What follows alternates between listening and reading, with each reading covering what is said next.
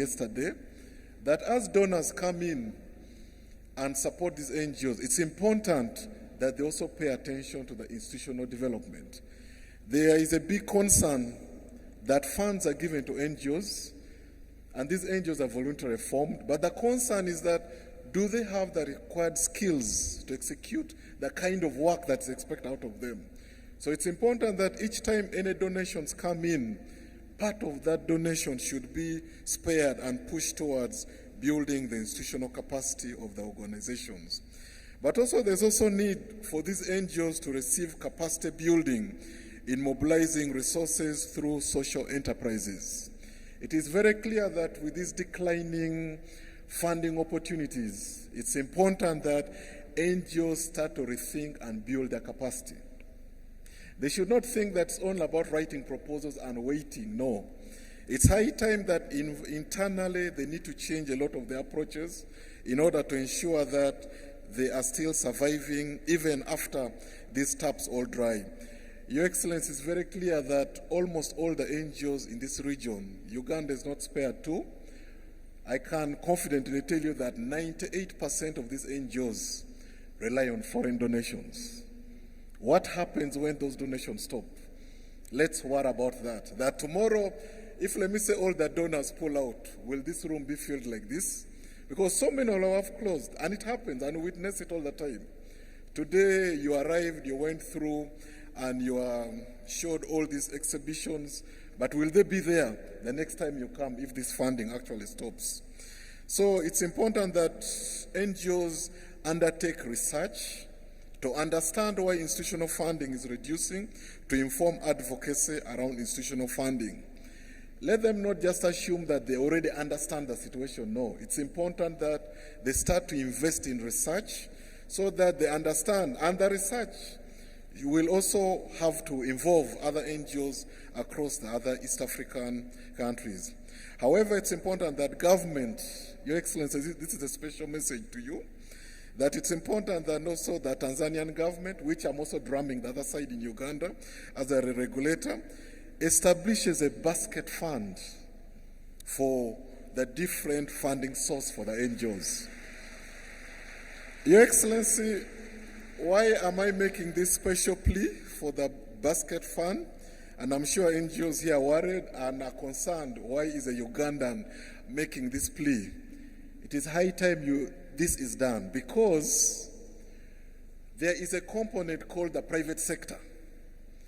But the private sector can do a lot in supporting this NGO sector. But if these NGOs themselves approach the private sector, would they get the kind of support they need? The answer is no.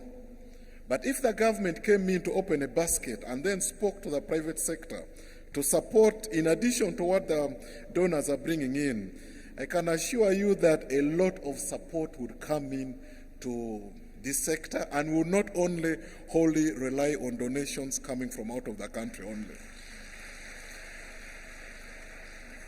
Your Excellency, the basket I'm talking about is not a basket for international NGOs. It's not a basket for continental NGOs coming from out of this country. But it's a basket that is supposed to support your local NGOs that are operating at the grassroots to effectively co-create and implement social programs. Yesterday, some of the reactions we're getting here, there was a cry that the indigenous local NGOs at the grassroots levels are being forgotten. They are not receiving the support that they need. So it's important that such a basket is really put in place. Your Excellency, in conclusion, building a strong NGO sector needs strong champions. And I can guarantee and assure you that in the last 3 days I've been here and witnessed, this country has got a lot of strong champions, both in the sector and also on the government side.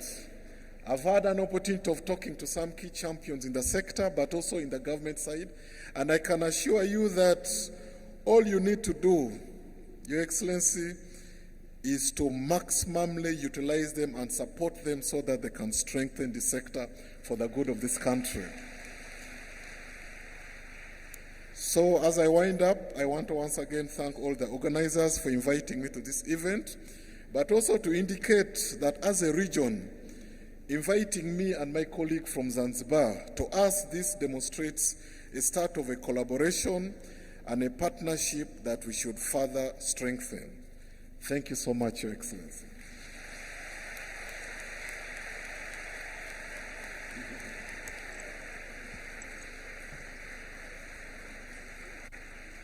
Makofi zaidi kidogo.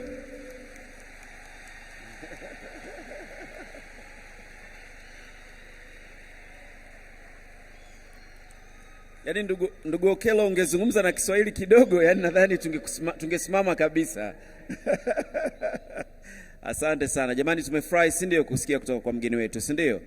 Mawazo chanya Haya basi, naomba akiwa anaondoka tumfungashie na yetu kwa kanga na majani ya mgomba, si ndio? Ataelewa vizuri bwana Okello, si ndio? Na Okello, mheshimiwa mgeni rasmi, ningependa kukuambia hao machampion ambao unawazungumzia, angalia meza kuu. Wakina mama ni wangapi? Jamani, tujipigie makofi. Makofi zaidi. Na vigelegele ninavyokukaribisha mwenyekiti wa Nakongo Dr. Lilian Badi. Simama mama, karibu uzungumze nasi tafadhali. Wakina mama, simekunywa chai? Vigelegele mbona hafifu hivi?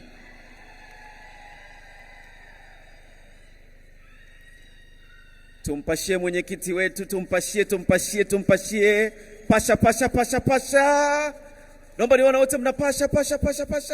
Aya, pasha. Karibu.